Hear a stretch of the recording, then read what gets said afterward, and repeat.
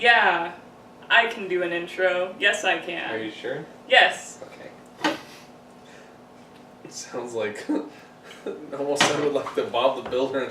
Can we build it? Yes, we can. Anyways, hey guys, this is Lendermation's Lacy Face here, along with my husband Nick.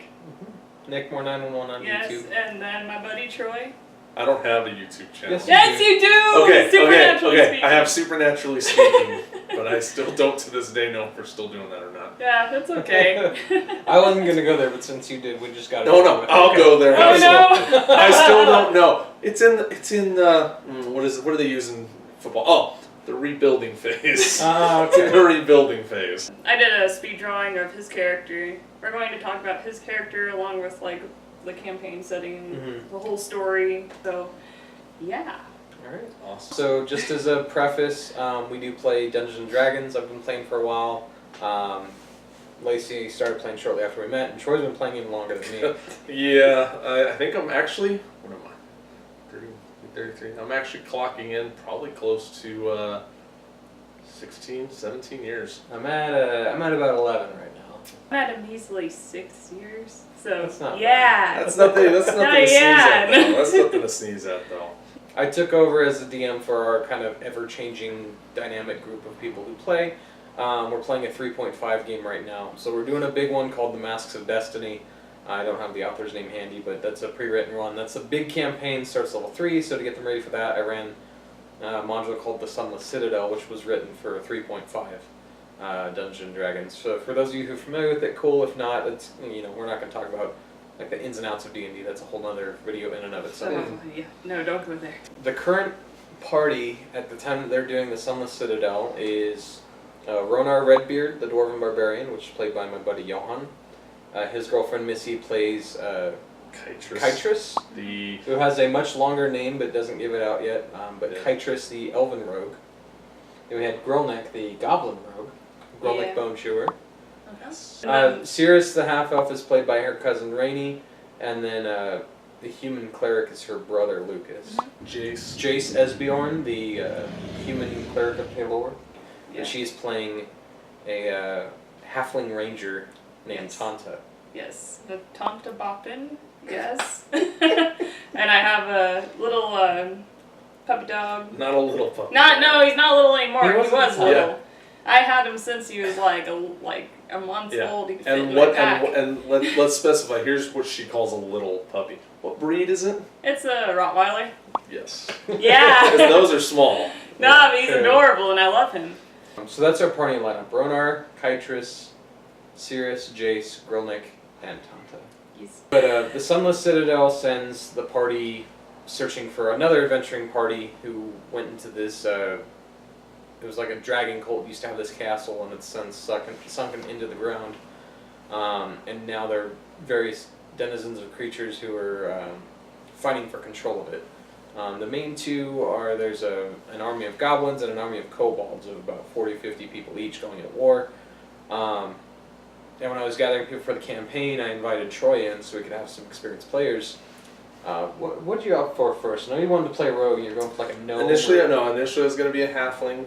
Really? A halfling rogue. Oh yeah. Oh my god. And then I thought, you know what? No, like after Nick explained to me who was playing what and what we had coming in, I started thinking, I was like, okay. And we've got a fairly large group. We got 6 players. So I mean, and that's on the higher end of players. So I listened to everybody's classes and everything, and I was like, you know what? I want to play something I haven't had a chance to play yet. So I pitched the idea of 2 things. 1, an evil character, because everybody's either neutral or good. Yeah. And 2, a goblin. And Nick, as he does as a DM, just kind of looked at me and went, okay. Yeah. Go for it. It ended up working out really well that he wanted to play a goblin because it was goblins versus kobolds in this cave that they were all going to be adventuring in. So there's some more backstory with a druid named Belloc who had come into the Citadel for something else that was even further underground than the Citadel. And he had recruited the goblins to help him with that endeavor. And he was hand-selecting goblins to help him out.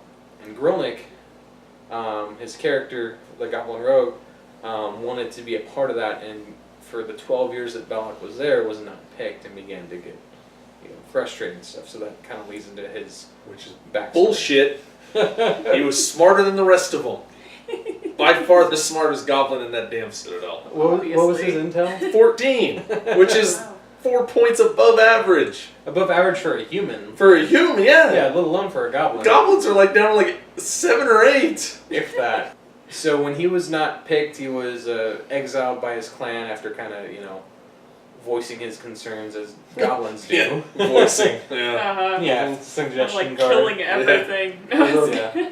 They got pissed, and the leader of his tribe didn't like that, so he was banished out from his tribe to die, and they put him in a pit trap, which was conveniently right at the entrance of the citadel, which is where the party found him. Of all people, a dwarf befriended him. Yeah. Really? I wouldn't even say he befriended See- me. It's just he didn't kill me outright because I didn't start shit with him. That's how you Yeah. start friendships in dwarven culture. That is true, yeah, that's right. He was the one who fell in first. Yeah, so Grrylnik was bitterly left in that little hole, and when the dwarf fell through, I mean, survival instincts kick in.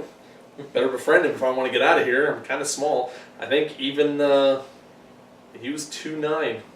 He was 2'9". He ultimately was the shortest character in the group at the time. Yeah. I think he was like 3'3" with his ears though. Or something. Yeah. The 2'9" was just at the top of his head. His ears were overly large, so that added another 4 or 5 inches. Yeah, kind of modeled after the Pathfinder goblins. Yes. Yeah. Which I'm sorry, by far the best looking goblins Oh yes, ever created. definitely. Sorry, wizards, your drawing for the goblin sucks. Oh no. In that edition. Yeah. I based the drawing off like the Pathfinder version Yes. with a little bit of spice to it. Oh yeah. You know. By like- far, you did an excellent job with it, so I'm by far not complaining at all.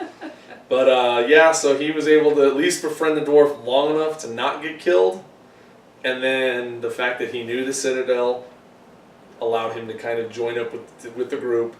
And yes, he was evil, but he was more of a selfish evil. He wasn't an outright just I'm gonna kill somebody to kill him. It was almost like Jack Sparrow, which Jack Sparrow's chaotic neutral, Yeah. but with like a little hint of evil. in it. Yeah, where Yeah. basically, so throughout the entire time, I'm like palming extra coins for myself. I'm not informing the group that I found this particular treasure and keeping it to myself. So really just kind of greedy evil. Yeah. So I have to say one little incident that did make me laugh. So we looted, it was in the Sunless Citadel, and I was Okay. looting something, and when we divided up the gold, because one big thing with Grrylnik was if you did not honestly participate or contribute to the fight, he wouldn't even give you a cut. Like if you didn't hit anything, he wouldn't give you I'm a still cut. trying to remember what this is. I remember. So we divided up the gold, and there were 2 gold pieces just like left kind of out there in the open because everything else was split up evenly with 2 to spare.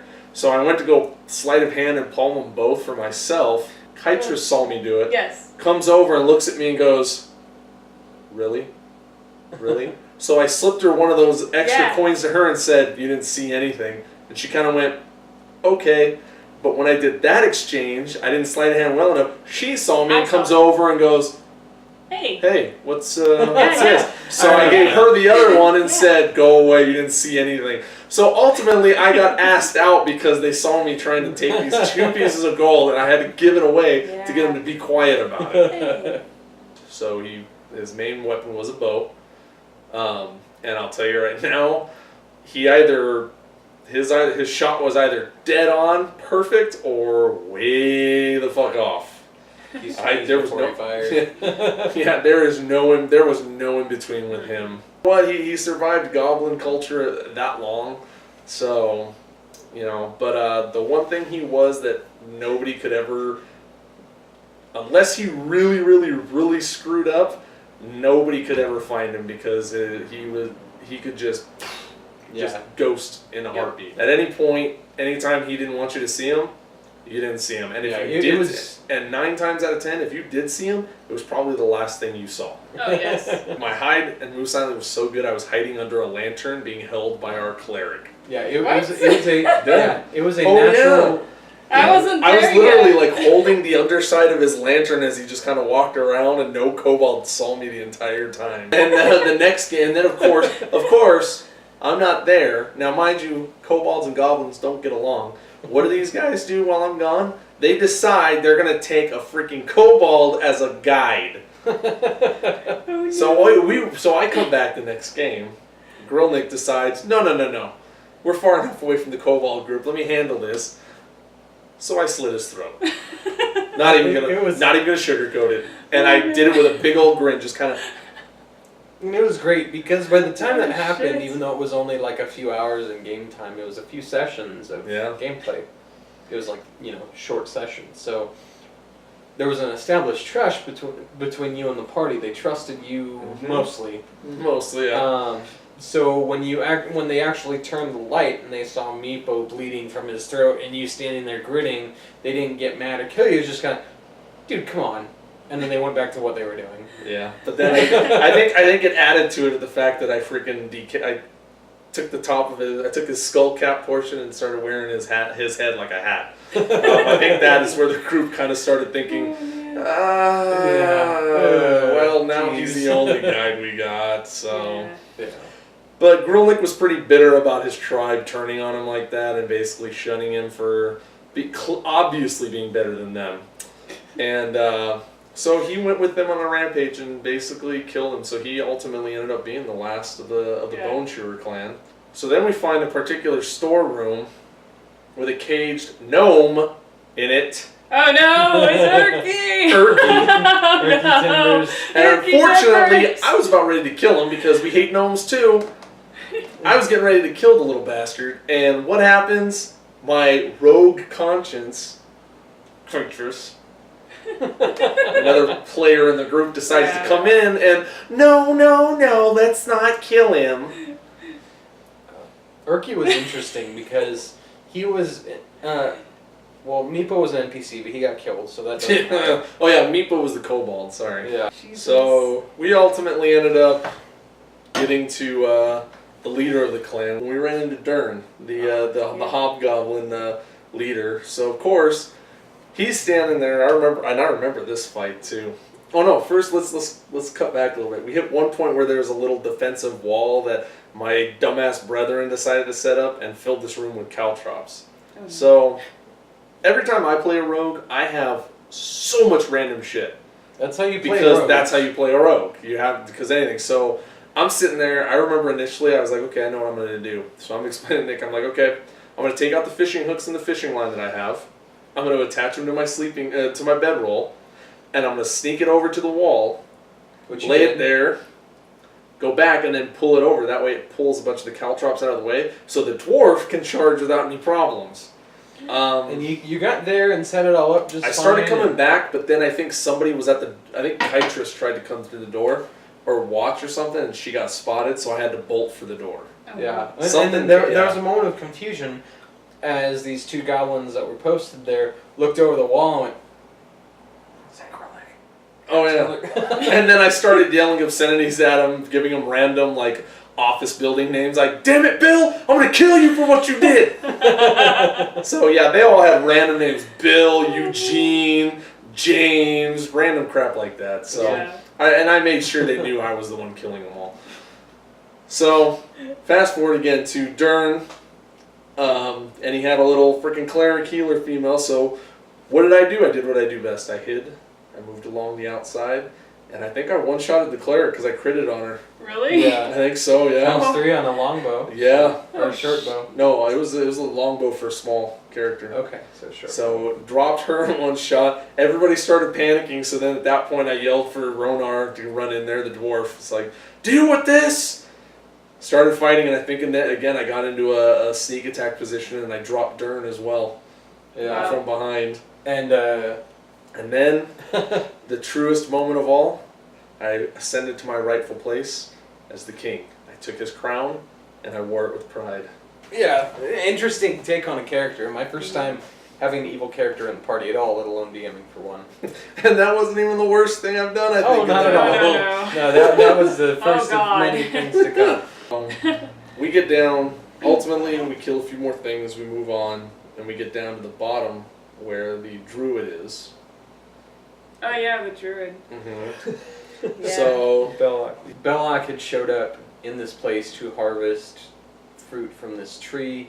It's this old rotting tree, but it gives 2 apples a year, once in the summer, it's like this perfect golden apple that's supposed to bestow health and cure disease, and then every winter, a perfect white apple that can kill people. So he's down there harvesting those and doing experiments with them, and he sends the goblins to town to sell them. But goblins does not include Grrylnik, which is how this whole kind of art started. Fucking racist bastards. Oh. Yeah, they try and be all... These amateurs try and be quiet and silent moving through there. I decide this is not going to go well for me if I'm too close, so I'm going to kind of veer off to the side over here. Actually, I think it was Tanta here that didn't quite. Oh no! quietly. Yeah, no, I can't move silently at all. I was like sneaking, and they were out in the open, and then I fell over on my ass. That's right. And I was like, "Oh, Yeah. hello." And he had Sir Bradford and one of the people from the town like mind controlled. Yeah. Tree zombie bullshit. Yeah. And then our sorcerer Cirrus decided that he was going to try and talk with him. Oh yeah, and I was like, which, you know what? I knew it was futile. So I let him do it though, because it gave me plenty of time to get in a position. yeah. And actually, while he was talking, I had some alchemist fire, and I was like watching him talk, and I was like, he's gonna kill us anyway, so I'm gonna throw it at you. And yeah, and so I threw it at him, and he lit him up. Yeah, lit him up. Which at that point, as soon as that happened, I popped Belloc, and then he decided to look up at me and realized it was me. And then I looked at him, laughed at him, and then just pointed at him and said, "You should have fucking picked me. You should have picked me." So we found out this tree was like a weird vampiric tree as well. There's like a little like outcropping section where you could put a body. So the twig blights kept coming, and we were trying to figure it out, so I hopped up in the tree. Now, mind you, the tree's on fire, too. Somebody messed with an alchemist fire. So while it's burning, I hop up in this tree, and I see this, and I'm thinking, okay, maybe if we feed it, it'll keep the twig blights away. So I tell him to strip Belloc and give me his body.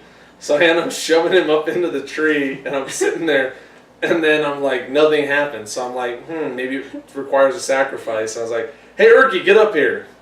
Tried to get the gnome to come up there with me. And of course, no, he wouldn't come up. I had him, this naked druid up there, trying to get him to do this. Well, finally, it took a while. Once the tree, like, officially hit, like, full flames. Well, like, the last thing you did, once you figure out that because it was in the trunk of the tree, so he's, like, standing up in there. Yeah. And he was stripped of everything before you guys put him in there. It was total weekend at Belloc's. Absolutely. Absolutely. I just fucking leaned up in the tree, just, "Hi, everybody." Yeah, we didn't... Oh my god. Desecration of a body is like an understatement. Yeah. So, once Grrylnik figured out that couldn't work, he poured a pint of oil all over him. That's right, I did. Uh-huh. And I lit his ass on fire. And then you ran.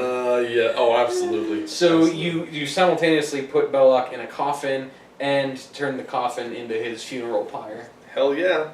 He deserved it. He could have avoided it all by just saying, "Hey, Grrylnik, go ahead and take this in and sell this for me." It was that simple. See how simple that was? It. See, I just did it. Why That's couldn't he? Yeah. Just say. But I digress, absolutely. So I incorporated the big campaign into this small starter mission by having Belloc own a small magical domino mask that bestows abilities upon the wearer, and that gets into kind of the main story of what they're doing, but the meat and potatoes of it is that a big bad evil guy from the past was defeated by having his magic absorbed into 8 masks, one for each school of magic. The party figured this out later, but they had found the first one, which was the Mask of Divination. Tanta took possession of that. It shrunk down to fit her face when she put it on. So she has a little Zorro mask now. Yeah, fucking badass, man. If I remember correctly, when we were like running away from all those twig lights or whatever. Yeah. Twig blights. Twig blights, yeah. Twig blights, yes. Anyways, when we were running away, we were like taking all the shit with us. Oh yeah. And we're like, so we hopped run. on, and of course the 2 smallest of us were picking up like these big old like backpacks, like. We're like, hurry. It's like leaving everyone else behind. Yeah. Like, let's get this. That's right. You and I were the ones who bolted. We just grabbed the shit and Just ran. Partners in crime, man. Woo! That's what happens when you fuck with the little folk. Yes, exactly. And that was one weird thing about Grrylnik is he actually took a liking to not only just halflings in general, but to Tanta, because she drinks with them for certain. But honestly, like Grrylnik kind of sees them as like almost like a subspecies of a goblin. Really? Yeah, that's how he views them. Yeah. Oh my God. almost like a pretty boy version of a goblin. Because again, if you really look at like if Lord of the Rings elves, they look like shorter. they look nicer and their ears are shorter. That's all they are. Exactly. How beautiful. And they're all sneaky. Halflings are just as sneaky. Yeah. You know. Yeah. And they're nicer. He sees them as prettier, nicer versions of goblins. Yeah. Duh. So Tanta and Grrylnik actually got along really well, whereas the rest of the group, you were just kind of there. I was just kind of there. I knew deep down that the dwarf could give 2 fucks either way. Yeah, Johan, I know.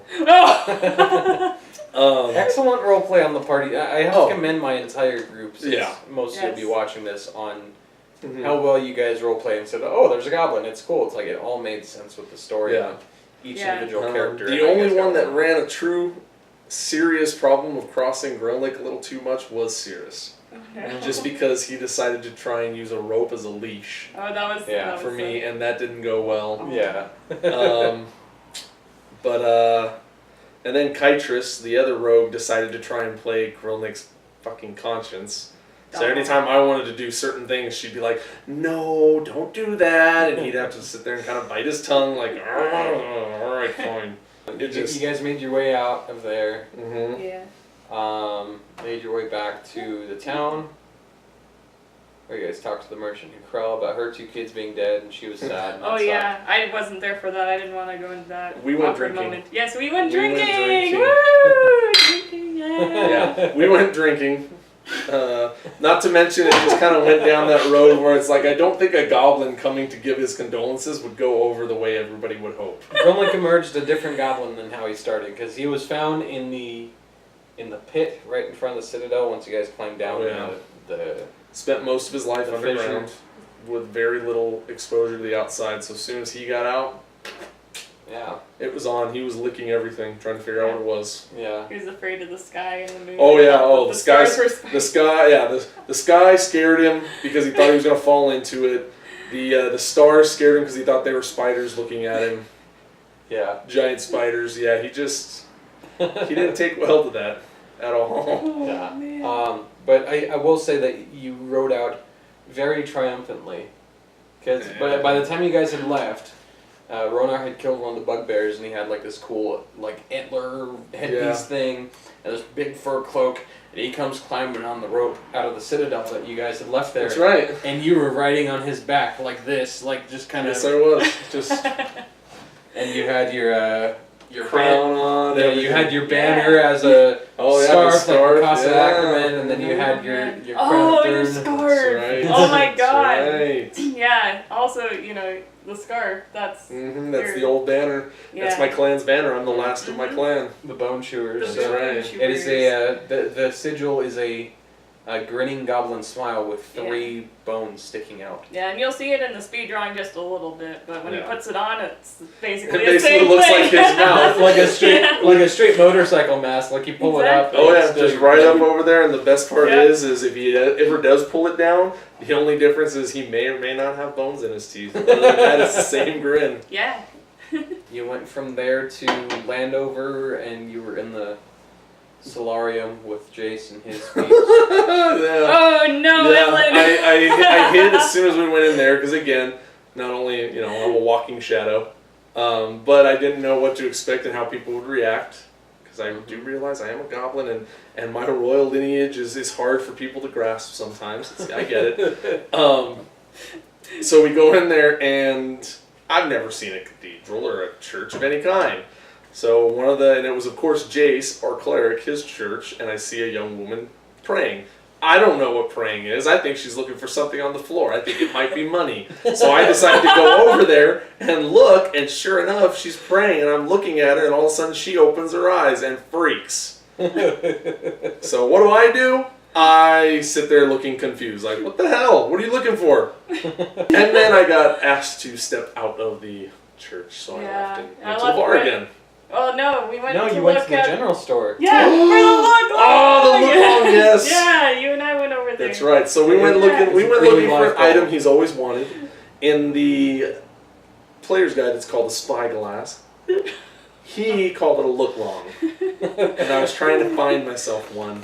These two were awesome enough to buy me a little one from the Ren Fair, which is awesome. I just need to get a chain so I can actually wear it. Yeah. There was a shopkeep who had a beaten and battered but still functional look long up in a locked wooden display box above the counter. And I was gonna steal it, Yes. but something came up where we had to leave. Well, you know, I was trying. I She- really did try. Tonka was trying to help distract it and help me out with that. Yes, It did not go well. I was trying to flirt with him, be like, hey, you know, let's go out sometime, and then like that would give And me then some he- time then to get the look it was on. blah blah blah. I have a wife and kids. Blah blah blah. Yeah, he's I'm like, like, I'm married oh. now. Yeah. Sure. Well then, So I started planning out how I was gonna do it, make sure I didn't get caught with it.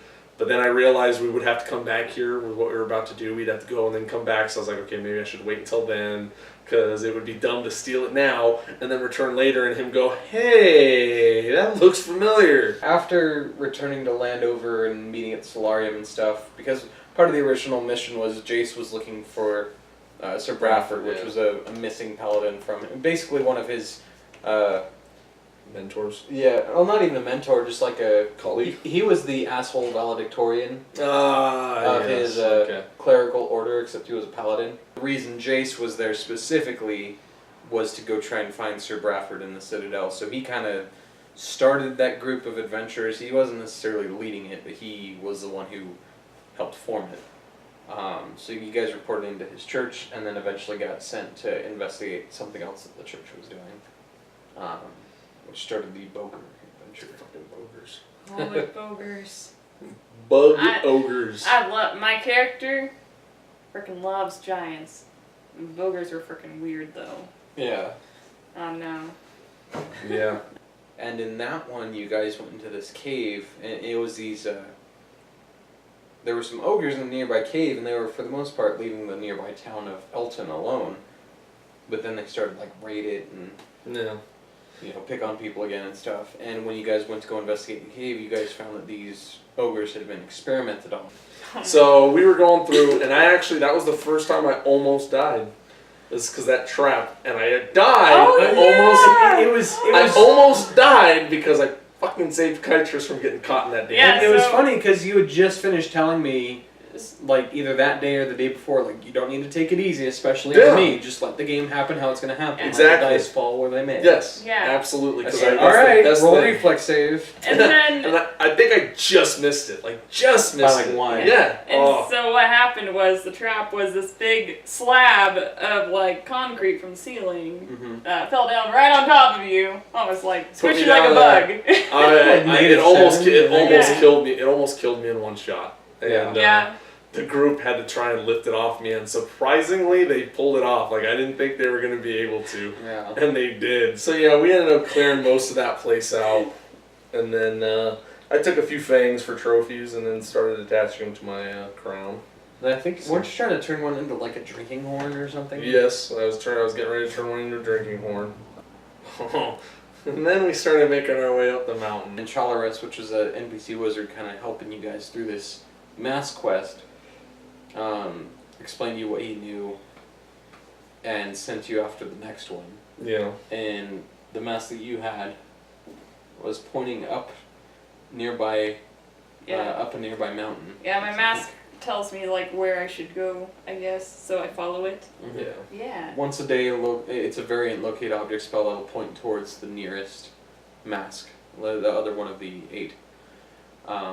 So you guys start making your way up the mountain, and you got to Kingsreach first.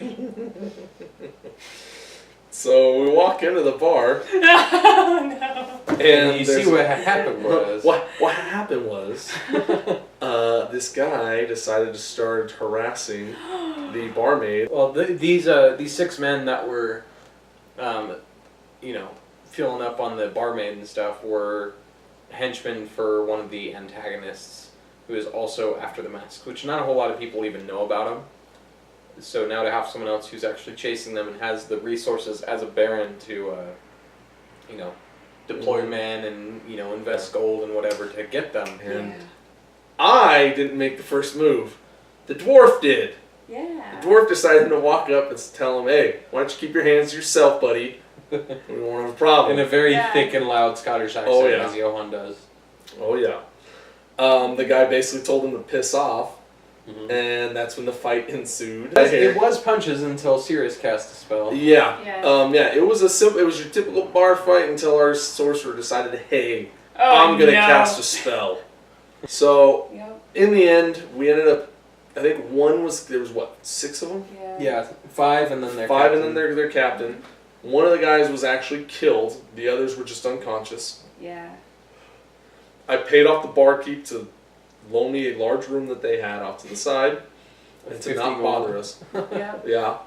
So I had everybody get dragged into the room, and then I turned to the group and I looked at everybody and I said, "Anybody who doesn't want to be a part of what's about to happen needs to step out right now." Kytrus, I made sure was that left stepped out. Jace stepped out, and I think it was just those two because you were in there. Yep. I was in there. I remember you were in there. I was in there. Sirius stayed, and then Ronar for sure stayed. Yeah. So I basically locked the door and put a chair up against it that way, and I basically told the barkeep, I said, "No matter what you hear, don't come in here. Trust me, don't come in here." And the setup at this point was, if you've ever played any of the Arkham games, the Mad Hatter levels, and it was all these guards that were knocked out and chained to the chairs around a table. That's actually a good analogy. I didn't even think about the Mad Hatter setup. Yeah, and then you got the captain at the main chair, and then 2 guys on each side, and then one was laying on the table. Yes, that's right. I had the dead one. The one that was already dead was on the table. That was the... Oh, yeah. That was the one I tried to strangle with the rope. And then he, slashed me, and I was like, "Ugh, you bitch." Yeah. So I tell Ronar, wake the captain up. He wakes him up, and I look and I said, "Look, before you open your mouth, this is how this is going to go. These 2 have some questions for you, or these 3. You're going to answer them, or you're going to follow suit with this guy." At which point, the dead guy on the table, I took my dagger off, I cut open his chest, I removed his heart, and immediately began eating it in front of him. Because Goblin. And smiling. Yes. Because Goblin. Because Goblin, yes. Because human flesh is a delicacy to them. It's a delicacy because they are much larger than us, and sometimes it's hard to bring one down. But I have so many options. So I began to eat the heart, and they began to question him. Then, Tanta here decides to start talking to him. Yeah. And he calls, if I remember, he calls her, she decides to play the knife game with him. Yeah, well, it's the 5-finger fillet, where it's like, you take a knife and you go in between their fingers and you go faster, and if they don't answer the question fast enough, you just keep going faster until something happens. Tanta wasn't actually trying to hurt him, she was just trying to scare him. But then, he called her a bitch. Called you a halfling bitch. A halfling bitch. And I was like, "Oh, what did you call me?" And I took my knife and I slammed it right in his hand. At which point, Grrylnik just started giggling uncontrollably. So at that point, he continued to kind of resist, which, again, I started just going to the other guards who were alive, and I just started, I'd start to kind of wake them up, and as they start to come to, I'd rip open their chest as well, and I just rip their still beating heart out, and I just start eating another one. He started freaking out finally. Yeah. And we got all the information we needed from him. At that point, I think we killed the rest of them. And then at that point, I then removed all their hearts and wrapped them and put them in my bag for later. And then I pulled all their shit off and just started throwing it off to the side. And then my plan was there was a window in the room, so I decided to just open the window and just chuck the bodies out the window. I think Sirius and Ronar. I think Sirius and Ronar. Ronar helped me throw it. I think Sirius went out there and actually started burning the bodies. Yeah. But and that's what led to when we left. I left the 50 gold, and then I left the cheesy drawing. I think I have that in my notes somewhere. Oh my god! Where I left the bone chewer symbol Yeah. with the smile and the bones, but then I added a crown on the other side, just hanging off of it. And I basically handed it to the barkeep. I said, if anybody comes around asking for these guys, hand them this. And it was like Grrylnik was here Yeah. with like a W, U, backwards Z. Like it looked like a 12-year-old. Really, Yes. Except it was covered in blood. Yep, Yeah. that's right. Or like a 4-year-old, not a 12-year-old. But And then that was when we had to get all of our equipment for the trip up the mountain. Tanta's mask has continuously been pointing up the mountain pretty much every morning. Yes. Yep. There was a fork in the road. One of you decided to go to the right instead of the left goes on the outside of the mountain. You guys went right further into the mountain. Yeah. Yep. And we did the one thing a group should never do, and yet we still continue to do. So what happened was What happened? What Well, happened? Kytrus and I decide, hey, they're setting up camp. How about you and I will go hunting? Because that's a great idea. And so we go to the edge of the forest and we see these footprints, like animal footprints. And we look at each other like, all right, let's go do this. At which point, Grrylnik recognizes these two are wandering off, and because he does have an affinity for the halfling, he decides, you know what, I'm going to shadow him because I got a feeling this is going to go horribly bad. Yeah. It was you two and Kytrus went off hunting, and then Ronar, Jace, and Cirrus were setting up camp. Yeah, so Kytrus and I were like going into the woods. We didn't know he was following us. Yeah, I made sure to keep back a little bit. But Kytrus and I come across this half-eaten grizzly bear. And we're like, oh, well, what happened here? And we see a big direwolf pop up from behind this dead grizzly bear. And another one comes from behind us and splits us apart. If you're not sure what dire anything is, think of like a prehistoric version. Yes. So like a dire wolf is like, it looks like a massive wolf the size of a car. Yes, yeah, it's like the size of a horse, and it's straight up like for any Game of Thrones fans watching, like the dire wolves in there, just how they are huge, like that, and then two of them are attacking one elf, and a halfling, and a goblin. Yeah. Yeah. So you guys have a There's combined. No, if I remember, there was the one there, and I was about ready to take a shot at that one, but apparently, the other one's scent ability picked me up and freaking attacked me. From behind. So the fight ensues, and apparently, and then while we were fighting those two more apparently showed up at the other half of the group. Yeah, at the campsite. My poor dog Gruff, he's never been he's not the type that gets into combat because he's still a puppy, somewhat. Like he's kind of almost full grown, but he's still not sure of all this fighting stuff. So he sees these wolves attack the camp, and he's like, "Oh God!" And he just backs up and hides in a corner. So we're fighting them, and of course, with these damn wolves, anytime they attack with their bite, they have a chance of tripping or knocking you down. Well, there's two small characters in this group. The one by the bear knocks her over. Yep. And Grrylnik's trying to square off with the one right in front of him, and he sees that, so he decides, you know what? No. I'm going to try and draw its attention and get it away from her so she can get up and she'll be okay. So he lets loose and he tags it with an arrow. It turns and looks at him, so what does Grrylnik do? He bares his teeth and growls right out.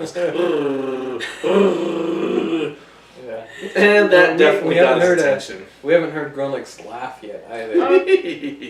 So he starts growling, and of course it definitely gets his attention. And the other half of the group finishes theirs and starts making their way over. And just as they start making their way over to help us, Grrylnik becomes wolf food. Yeah. And Tonta sees this, and she is just horrified. Beyond belief, because her best friend just got murdered and torn apart right in front of her eyes. So she takes her sword and she runs right at this wolf. She doesn't even care. She's just raging, running right towards this wolf, and the wolf sees her, grabs her, throws her right next to dead Grrylnik. Rest in peace. He still had his toothy grin though. He did. He had his grin. He died with the grin. Yeah. No, I loved this quote from you as soon as we figured out that you were at -12 or whatever. He said, he went out of this world the same way he came in, kicking, screaming, and growling, kicking, screaming, and growling, and covered in blood. In blood.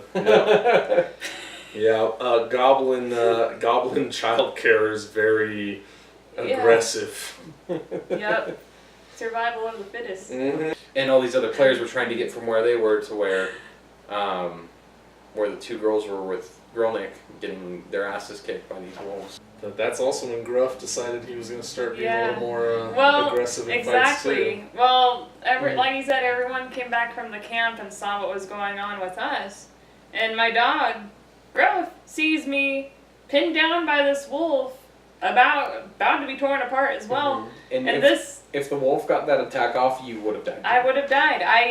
I was ready for my character to die. I was like, fuck it, that's what she would do. But yeah, so Gruff sees me about to die, and this is where he turns from a puppy into like a war dog. Apparently. And this was all I let the dice decide whether or not that was going to happen, but Gruff joined the initiative. He rolled initiative to join, and ended up going before the wolf by just 1 or 2, and then he succeeded on his attack roll just barely and managed to distract him and jump on the wolf and grab him by the ear. This is a puppy. It is a pupper that has barely become a doggo who is taking on a dire wolf. So yeah.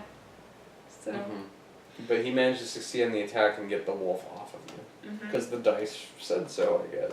But it was definitely, and me, for as long as I've been playing, and the fact that I run games, if a character strikes me as a legendary character creation, I always bring them back. And Grrylnik has definitely found, even though he only made it to level 4, just personality-wise, he's made it into that legendary status for me.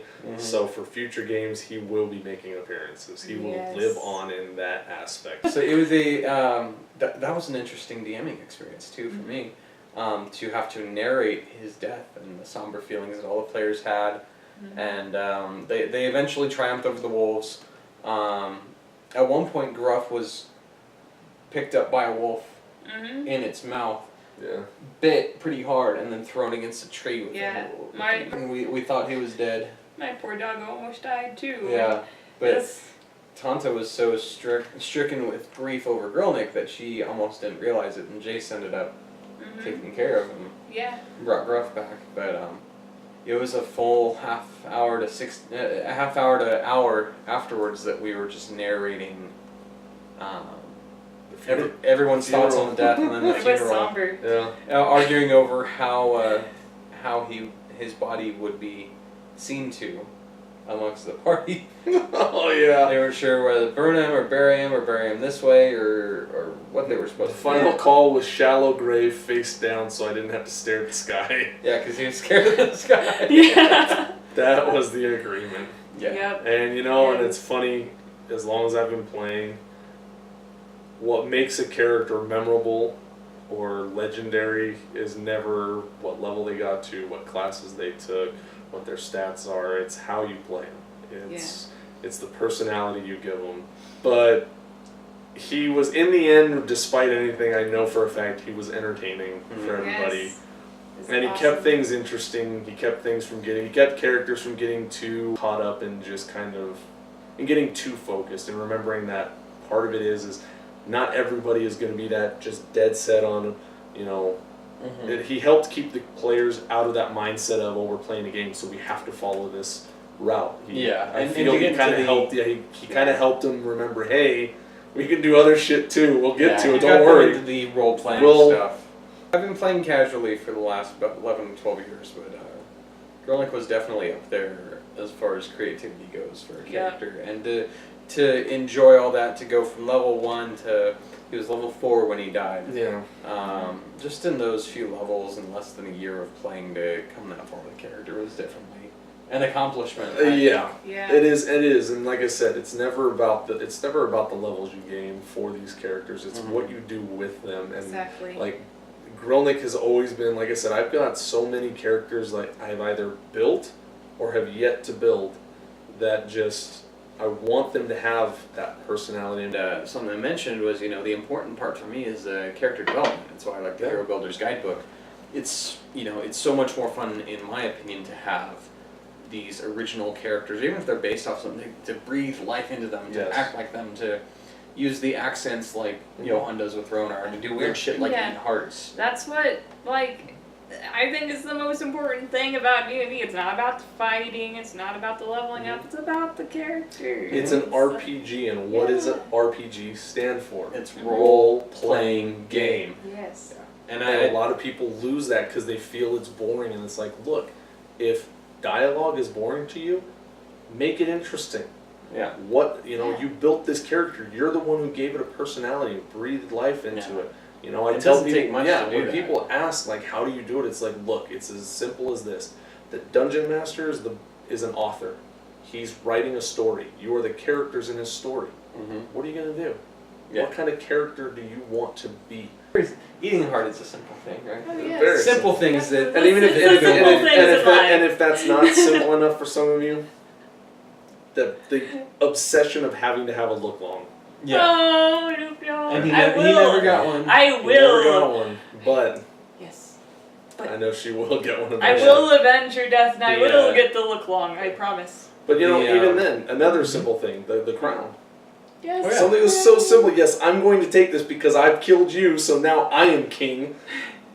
And I wear that thing with pride, and sure as shit, if anybody asks you, damn right I'm the king. Yeah. Exactly. And this is all with the speed drawing. So you guys should see his bow, and his crown, and his toothy grin, and his banner. Just these small things that made a goblin, which is otherwise kind of fodder Yeah. in a game like this. Something you don't really think about killing, but you just do.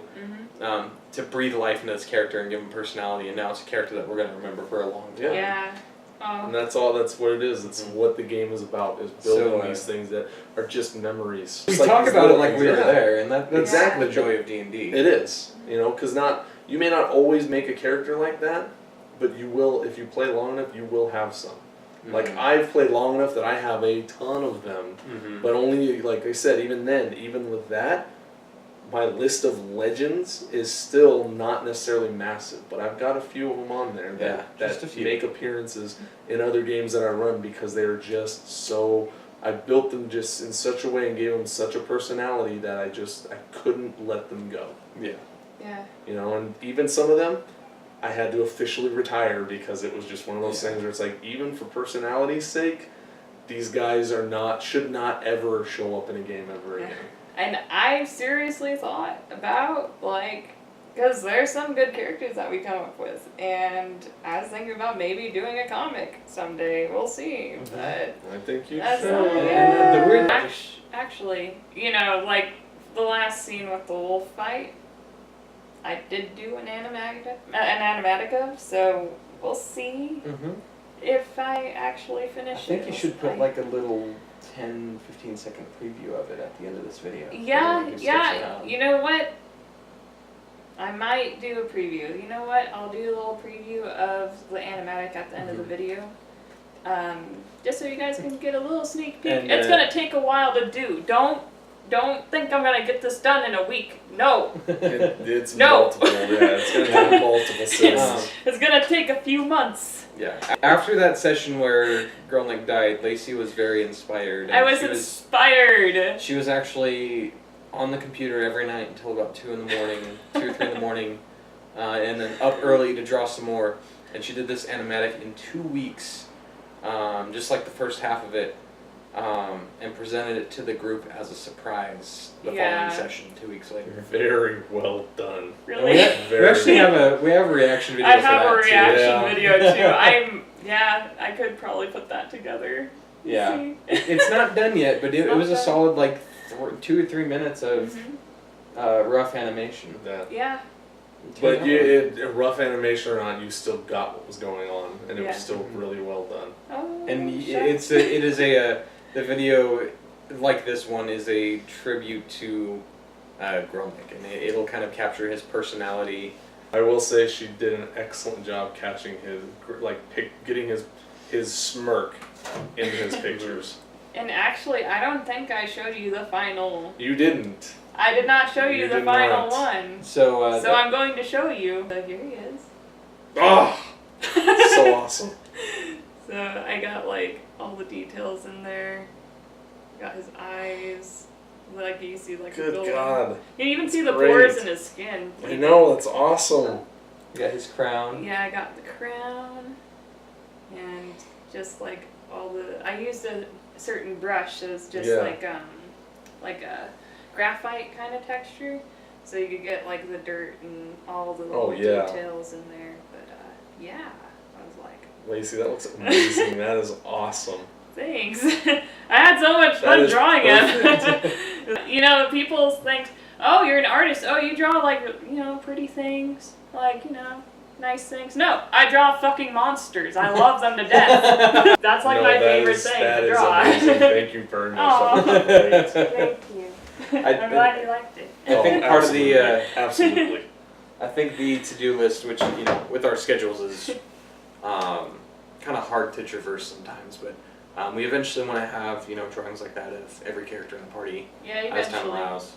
Yes. You know, later, as long as they don't die quicker than you can draw them. I wish I had superpowers. Just like, there you go. Better. I guess that kind of wraps it up. Yeah. You know, thanks again for coming by. And, No, anytime. You know, anytime. awesome. And thanks for having us kind of guest star in on your. Absolutely. I know. Yes, check out, you know, Nick's channel, Nick4911, and Troy's, you know, Supernaturally Speaking. There are some videos of his podcast. Yeah, posted if you care to check those out. Exactly. So, yeah, if you like them, don't be afraid to comment and let us know that you want me to keep going with it. So Supernaturally Speaking for existing podcasts, maybe more in the future. Yeah. Blendermations for speed drawings and you know, maybe, you know, little podcasts and commentaries like this. Let me know what you guys think. If you like this kind of content, I might do more of it. So I'll put a link to their channels down below. And yeah, I'll see you guys in the next video. Bye. Bye. Bye. Based off of events from last week's campaign, Lacey has been staying up till 2 or 3 a.m. every night for the past 2 weeks to work on this. So we hope you guys enjoy. I'm sorry. I'm sorry. that explains why you're tired. Yes, exactly.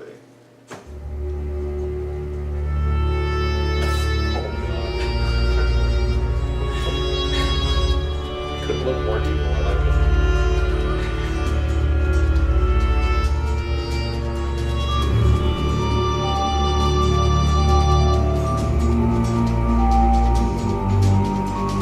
Oh God. That was awesome.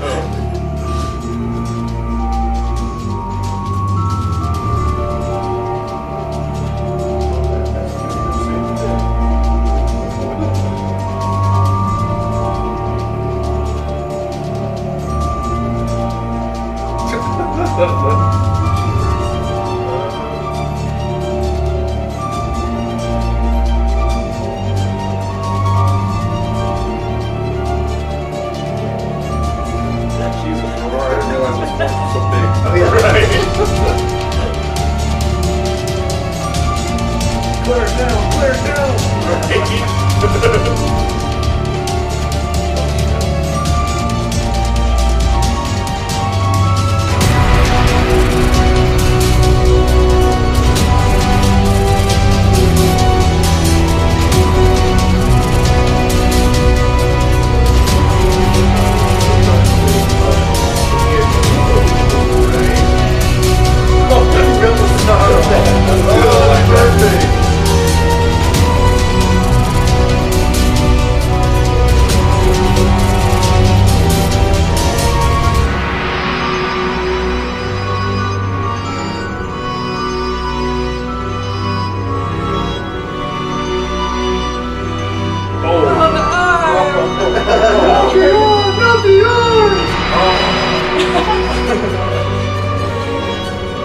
Classic kid, very good.